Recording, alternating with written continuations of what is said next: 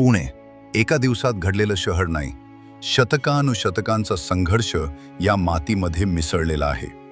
यादव काळात पुणक विषय म्हणून ओळखल्या गेलेल्या या भूमीने युद्ध, सत्तांतर आणि उपेक्षा सहन केली. निजामशाहीत हे फक्त एक साधं कसबं होतं. 17व्या शतकात शहाजीराजे भोसले पुण्यात आले.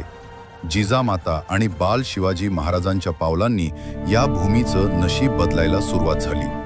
लाल महालात राहून छत्रपती शिवाजी महाराजांनी स्वराज्याची बीज पेरली.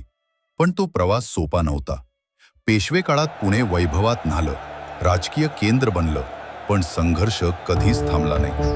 ब्रिटिश काळात सत्ता गेली, स्वातंत्र्य हडपलं, पण पुण्यानं हार मानली नाही.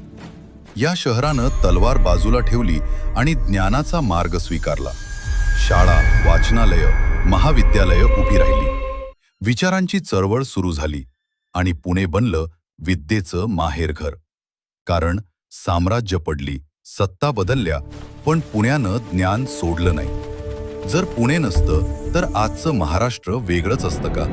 तुम्हाला काय वाटतं? कमेंट करा.